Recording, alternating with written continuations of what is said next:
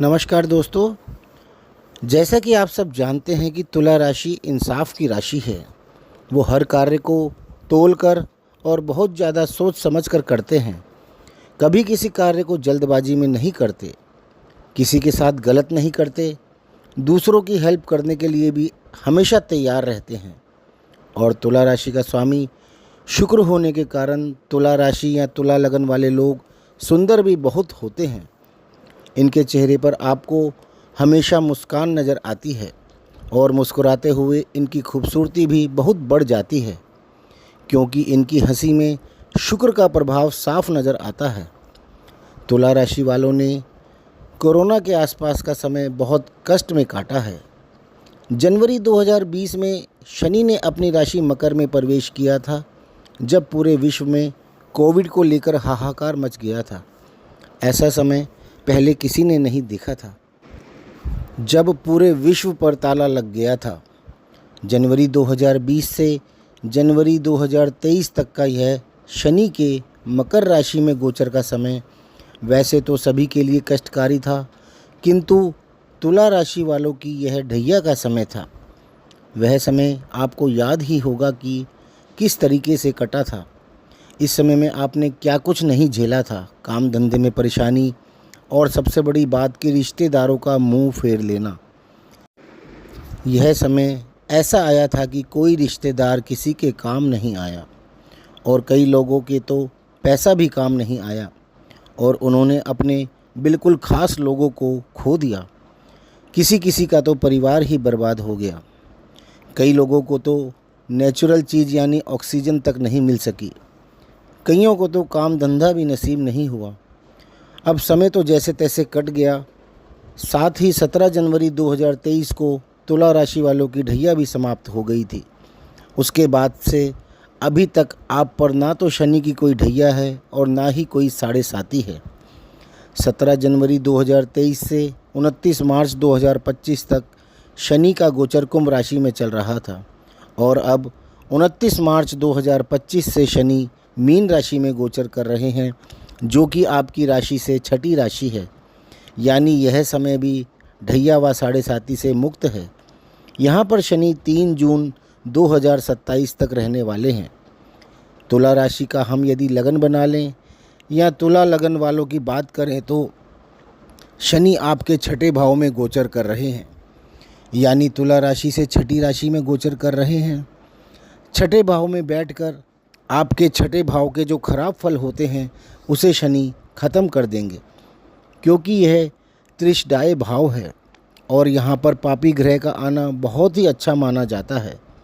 यह भाव रोग, ऋण, शत्रु, जॉब, लड़ाई झगड़े, कोर्ट केसेस और कंपटीशन आदि का है। शनि यहाँ रहकर आपकी बीमारी को ख़त्म करके आपको रोग मुक्त करेंगे। आप पर लंबे अरसे से चले आ रहे कर्जे यानी लोन्स को भी ख़त्म करेंगे। आपके शत्रुओं का आपसे पीछा छूटेगा। आपके सामने आपके छुपे हुए शत्रुओं के चेहरे निकल कर आएंगे। आपके खिलाफ चल रहे कोर्ट केसेस भी ख़त्म होंगे। लोग या अपने मुकदमे वापस ले लेंगे या खुद आकर आपसे सेटलमेंट करेंगे। कंपटीशन का भाव होने के कारण पापी ग्रह शनि आपसे खूब मेहनत करवाएंगे और आप स्वयं अपने बलबूते पर अपनी जॉब पाएंगे या पहले से कर रहे जॉब में प्रमोशन हासिल करेंगे। यहाँ रहकर शनि मीन राशि से तीसरी दृष्टि वृश्चिक राशि पर यानी अष्टम भाव पर यानी आयु भाव पर और द्वादश भाव यानी विदेश भाव पर कन्या राशि में और तीसरे भाव यानी पराक्रम भाव पर धनु राशि में दृष्टि डालेंगे। अष्टम भाव आयु का भाव है, ससुराल का भाव है, रिसर्च का भाव है, लंबे चलने वाली बीमारियों का भाव है। गुप्त शत्रुओं का भी भाव यही होता है। जीवन साथी का धन, षड्यंत्र तथा महाभियोग का भी यही भाव होता है। अष्टम भाव पर शनि की दृष्टि जातक की आयु को लंबा करती है, यानी आपको चाहे कैसी भी बीमारी हो उससे आपको अवश्य ही छुटकारा मिलेगा। अष्टम भाव पुश्तैनी प्रॉपर्टी, रिश्वत या दहेज आदि का भी होता है। यह समय आपके छुपे हुए शत्रुओं के बाहर निकल के आने का है। आपके खिलाफ चल रहे षड्यंत्र भी उजागर होंगे। आपको या आपके जीवन साथी को अपने पूर्वजों की प्रॉपर्टी का या पिता की प्रॉपर्टी का शेयर भी मिल सकता है। अविवाहितों की शादी हो सकती है और आपको विवाह में ससुराल की तरफ से काफ़ी अच्छे धन की प्राप्ति भी हो सकती है।